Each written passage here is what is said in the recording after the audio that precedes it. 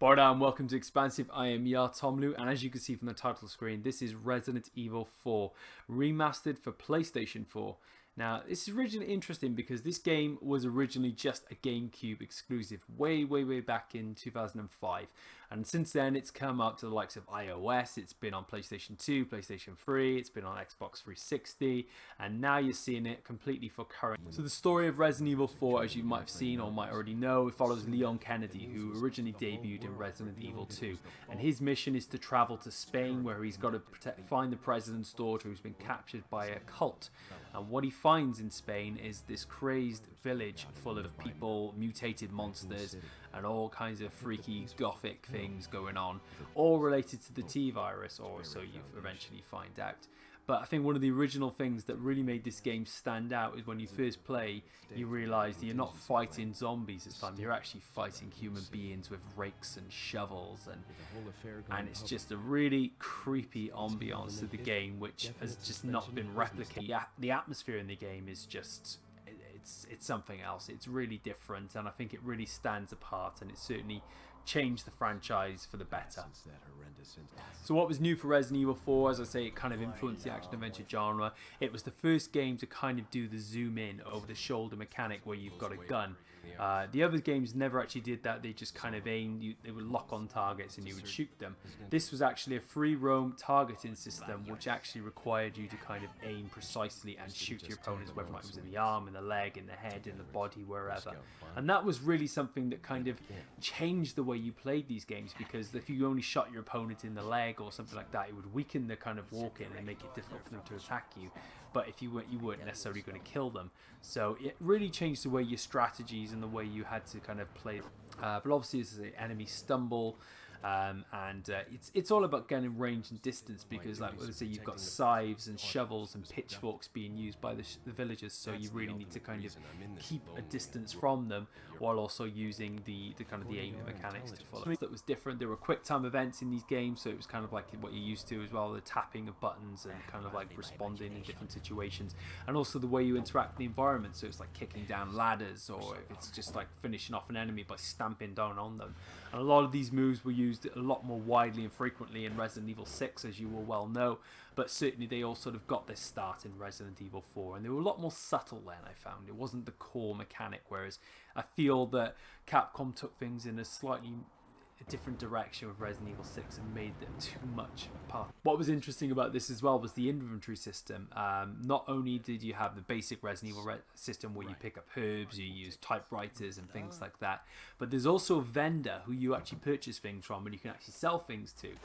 This actually never really materialized again. You kind of had it in between chapters in Resident Evil 5, but you never had the direct character to go to.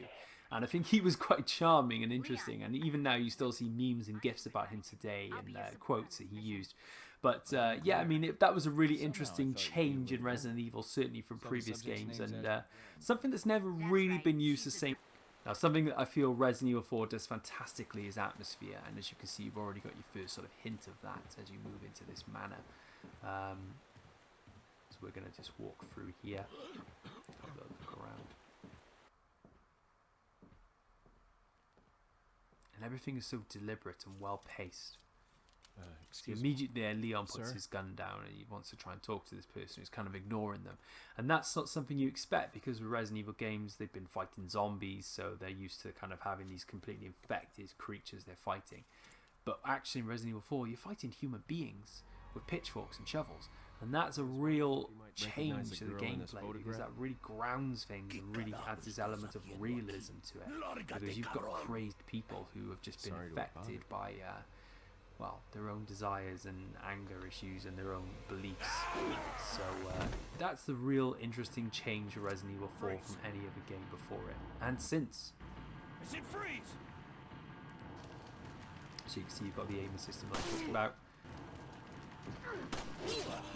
Clubbed me in the face with an axe there, didn't go wrong. I see I shot him in the arm there, and now I shot him in the neck, so he's down. But yeah, as you can see there, the different ways you can hit an enemy affects their kind of the way they respond to the action, effectively, and whether or not they go straight down or get back up. Shit. it actually started out, the original concept, it was a kind of an action-adventure sort of style of game. Because the idea was they wanted to move Resident Evil away from its kind of its origins and like moving around in the mansion and the corridors and the kind of the idea of being chased by monsters. They wanted to kind of mix things up a little bit and make the game feel different. And the original concept actually became Devil May Cry because it's so far removed from what they were used to. It kind of lost the kind of the action, adventure, survival, horror feel to Resident Evil that made those games so familiar. And I think what they wanted to do was, while they wanted to move the game away, they certainly wanted to keep some aspects familiar to players and sort of make it feel like a Resident Evil game.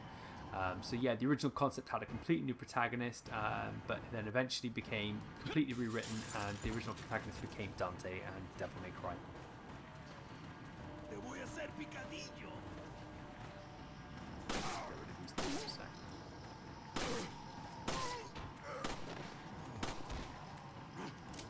Oh.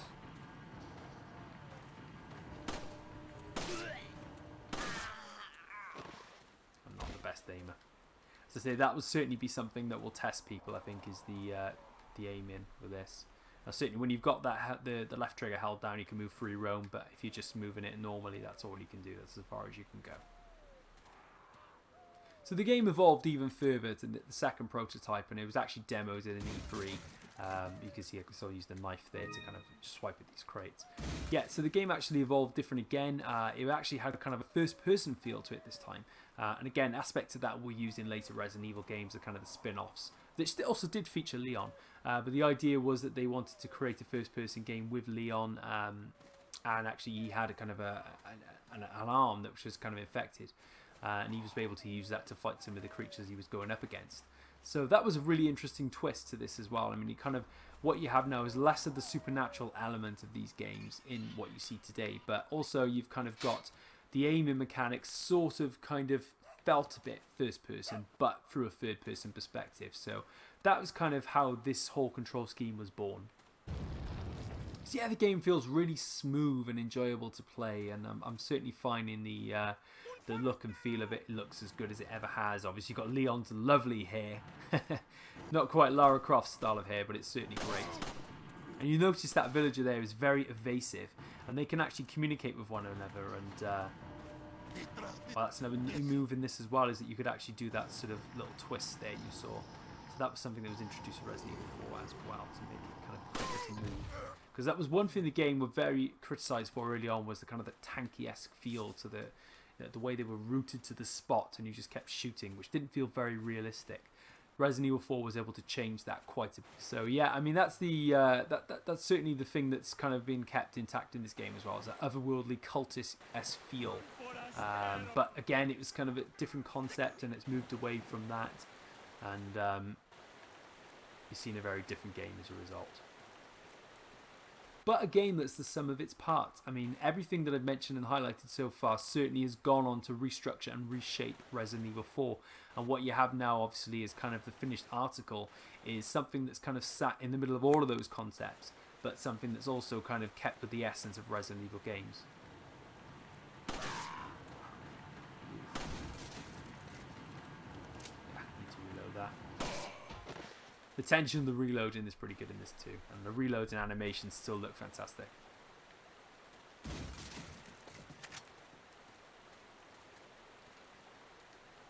Yeah, it's very smooth, very silky smooth, very free roam, very much like the PC version of the game, I would say, from my experiences so far anyway. Let's move in a little, take the back way, I think we'll do that. But yes, this is a crazy place. This is not somewhere you'd want to go on vacation, that's for sure. Ah, oh, look, she just looks like she's kind of like just doing a normal chores, daily chores, no care in the world. Then she's going to use that rake and try and plunge it through my eye socket. Oh, look, it's a friendly neighborhood dude.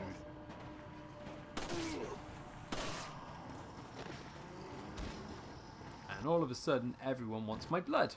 Yay! Chase there. I thought you were doing your chores. What happened to those, huh?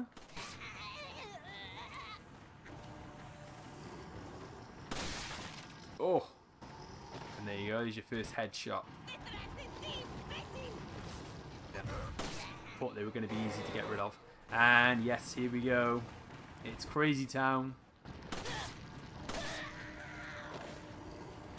That's something that I found really interesting, is that yes, I've said Resident Evil 6 really does kind of throw you in at the deep end, but Resident Evil 4 is certainly not afraid to make you put you in a difficult situation.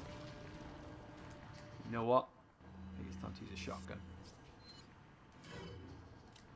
Because shit's about to get real, baby. Oh, look, it's my favourite buddy. Boom, baby. What'd you say your name was? Don't care.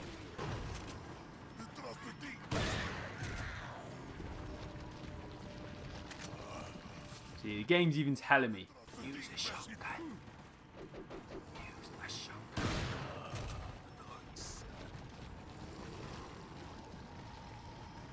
So yeah, as you can see, it really gets pretty tense. This was a real moment for me when I was growing up as a kid. I remember getting really freaked out when this kind of kicked off. I was like, oh my god, what do I do? So yeah, you can see I can jump over things there as well, so it kind of adds to the action adventure element. Look at that face. That kind of sinister smile. Is like, hi, should we hug? Ooh. Huh. Ooh, that was a bit of slow down there. Eek. Oh, and there's the bell. Saved by the bell.